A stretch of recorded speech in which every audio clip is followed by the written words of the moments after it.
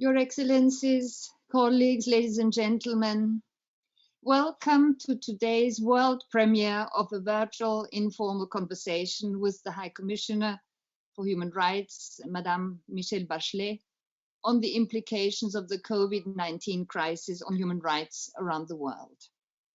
I'm very grateful for the High Commissioner for having accepted my invitation in the midst of what many call the biggest challenge of our generation. I am also pleased and very grateful to all of you for your support in this endeavor and for your continued interest and engagement in the work of the Council.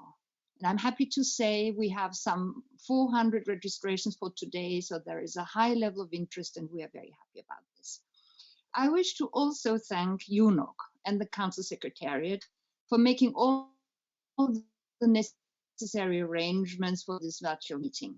And since this is the first time we're doing such a meeting, I would like to ask you all to bear with us in the event of any technical hiccups, which I'm afraid we're not able to exclude. I wouldn't be surprised if one or the other thing would be very difficult, but I hope we'll manage.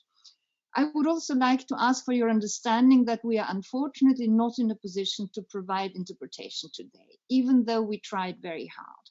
But there are some technical shortcomings which we were not able to sort out for today. We're still working on them and we hope to do better next time.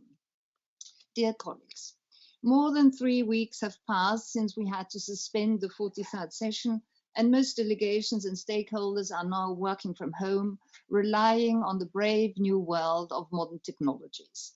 This is a challenge, but let us try to see it as an opportunity for being innovative and for thinking outside the box.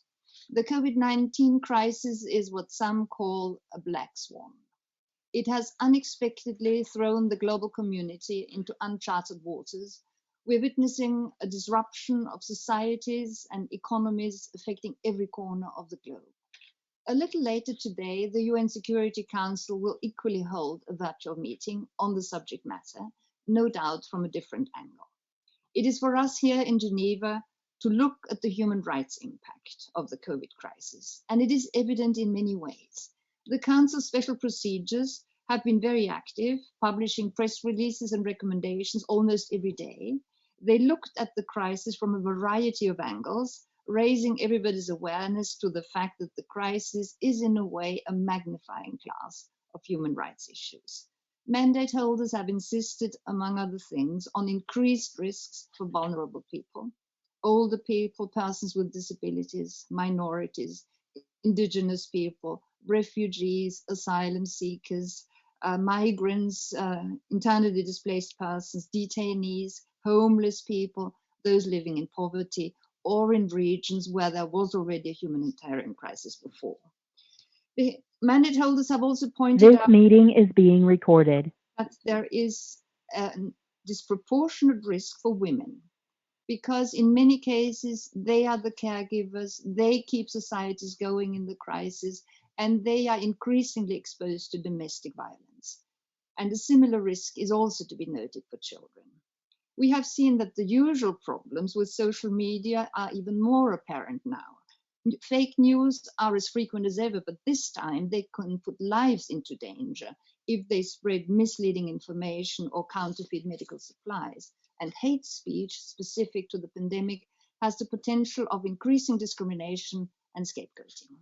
These days, societies have to make excruciating trade-offs between saving lives and livelihoods, between health on the one hand and privacy, as well as such rights as freedom of movement, of peaceful assembly on the other hand, and many more. So there's a lot on the Council's plate to analyze and discuss. As you know, the Bureau held its first virtual meeting on the 1st of April, and considered it of critical importance for the Council, first of all, to touch base again, and to come together virtually at least, in order to address the implications of the COVID crisis. We're very happy that we can hold this informal meeting with the High Commissioner today, and we, that is the whole Bureau, hope to organize more such informal events in the near future, as long as we can't have a fully fledged session of the Council. Before giving the floor to the High Commissioner now, I have to say a few words on registering for the list of speakers.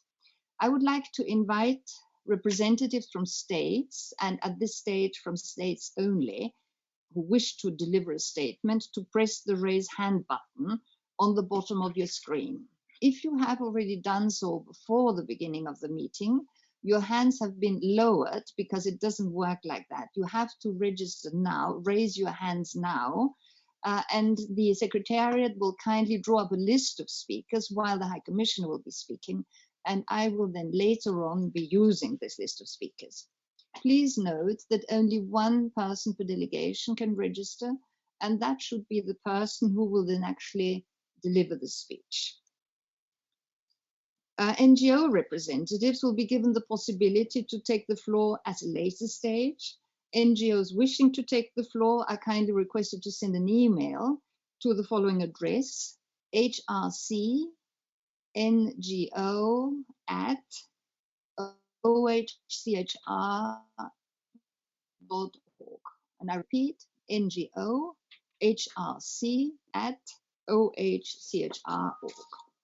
And since our meeting time is limited, I would like to ask all delegations to keep their interventions short and not to ask questions again which have already been answered in the first place. The High Commissioner has kindly accepted to stay a little longer if this is necessary, and I thank you very much for her generosity. And having said that, I will now cede the floor to her. Madam, you have the floor. Thank you for being with us.